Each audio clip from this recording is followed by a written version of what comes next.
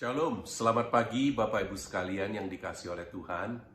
Kita kembali lagi bertemu di dalam ibadah di pagi hari ini di rumah kita masing-masing. Tanpa terasa sudah 7 bulan kita beribadah di rumah kita. Saya percaya saudara dan saya pasti rindu untuk kembali ke gereja untuk beribadah.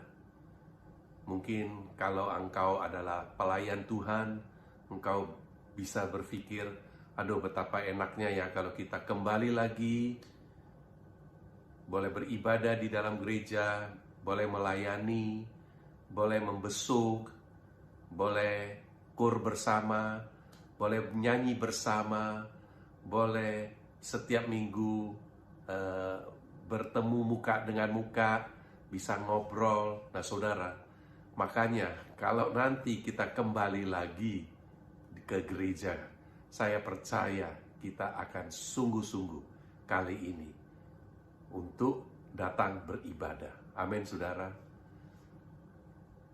Saudara, hidup ini adalah satu proses. Ya. Oleh sebab itu dikatakan kita itu bukanlah penghuni di dunia ini, tetapi sementara, seperti seorang musafir, mengembara. Dan suatu saat kita akan meninggalkan dunia ini. Pasti, setiap orang pasti akan meninggalkan dunia ini. Kemana saudara? Yaitu ke surga. Nah, kata ini, meninggal dunia ke surga, itu adalah suatu kata yang kita harus pikirkan. Ya, pikirkan itu baik-baik, karena setiap orang nanti kita akan ke sana. Saya ingat Paulus berkata di dalam Filipi 1. Dia katakan, bagiku hidup adalah Kristus. Coba saudara pikirkan, bagiku hidup adalah Kristus dan mati adalah keuntungan. Bagiku hidup adalah Kristus, artinya Kristus itu apa? Saudara, kekal, Allah. Bagi dia hidupnya itu adalah mencari Allah. Bagi dia Allah adalah segala-galanya. Saya pikir itu satu kalimat yang harus menjadi apa? Semboyan di dalam hidup kita. Nah, saya mau tanya, bagi saudara hidup ini apa? Materi, kenikmatan dunia, kekayaan di dunia, ketenaran di dunia, kejayaan di dunia, atau apa? Saudara, mulai saat ini kita berpikir baik-baik, karena waktu berjalan begitu cepat. Sebentar lagi kita akan masuk Natal dan akan mengakhiri 2020. Yang banyak orang katakan, tahun ini sama sekali kita nggak berbuat apa-apa loh. Memang begitu saudara. Makanya pada saat Tuhan memberikan kita kesempatan, pakai itu baik-baik. Nah, Paulus katakan, bagiku hidup adalah Kristus. Apakah itu sama dengan kita?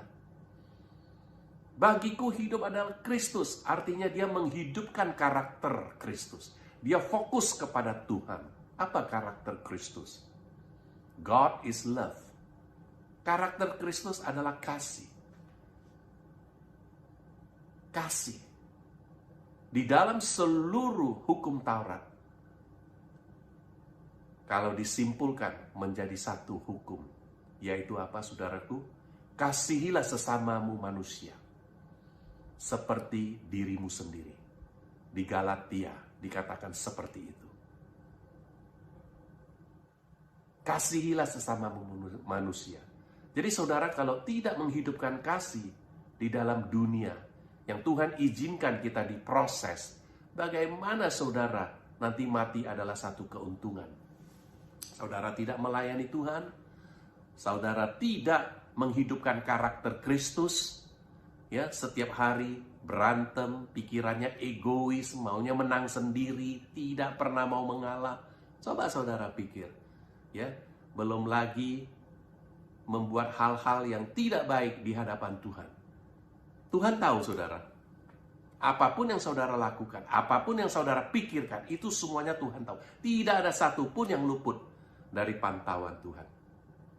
Bila saudara melanggar, ya, melanggar kehendak daripada Tuhan, maka hidup saudara tidak akan damai. Hidup saudara akan menjadi takut karena saudara melanggar titah Tuhan, melanggar perintah Tuhan, yang boleh dikatakan sama dengan saudara berdosa. Oleh sebab itu saudara bertobat pagi hari ini juga. Rubah hidupmu. Ikut teladan Paulus.